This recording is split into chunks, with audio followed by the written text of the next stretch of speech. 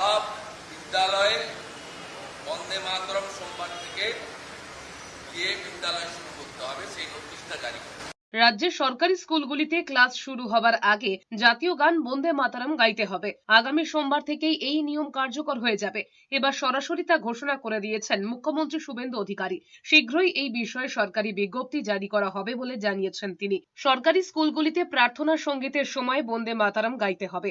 এই মর্মে বিকাশ ভবন থেকে আগেই জেলা স্কুল পরিদর্শকদের কাছে হোয়াটসঅ্যাপ মারফত নির্দেশিকা পৌঁছে গিয়েছিল। স্কুলগুলিতেই সেই নির্দেশিকা পাঠানো শুরু হয়েছে বলে জানা গিয়েছে। তবে আনুষ্ঠানিকভাবে কোনো সরকারি বিজ্ঞপ্তি এখনো জারি হয়নি। অন্যদিকে বঙ্গ বিজেপির রাজ্য সভাপতি শ্রমিক ভট্টাচার্য বলেছেন, বিকৃত ইতিহাসকে বদলের এটাই সঠিক সময়। এহেন পদক্ষেপকে স্বাগত জানিয়ে বিজেপি নেতা জানিয়েছেন, কেন্দ্রের তরফে এই বিষয়ে নির্দেশ দেওয়া হয়েছিল, কিন্তু তৎকালীন সরকার তা কার্যকর করতে দেয়নি। এখন সঠিক তথ্য তুলে ধরা হবে। এমনকি পশ্চিমবঙ্গ দিবস নিয়েও বার্তা দেন রাজ্য সভাপতি।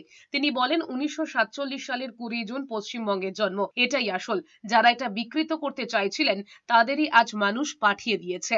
অতীতে কি হয়েছিল সেটাও মানুষ শুনবেন, আর এই প্রজন্মও জানবেন যে ইতিহাসটা তাদের ভুলিয়ে দেওয়া হয়েছে। আমরা গোটা পৃথিবীর সিলেবাসকে বদল করবার কথাটাই আমাদের এজেন্ডা, এবং সেই লক্ষ্যে আমরা কাজ করি। পশ্চিমবঙ্গের জন্ম কবে হয়েছে? 1947 সালের 20 জুন। শ্যামাপ্রসাদ মুখার্জি, মেঘনাথ শাহ, নামগুলো সব ভুলে গেছে মানুষ। রানী জ্যোতির্ময়ী, শিবেন্দু শেখর রায়, কংগ্রেসের সমস্ত হিন্দু বিধায়ক, এমনকি কমিউনিস্ট পার্টির জ্যোতি বসু, রতনলাল ব্রহ্মণ, তারা সেপারেট হিন্দু বাঙালির হোমল্যান্ডের জন্য প্রস্তাবের পক্ষে ভোট দিয়েছিলেন। জন্ম হয়েছিল সেদিন পশ্চিমবঙ্গের।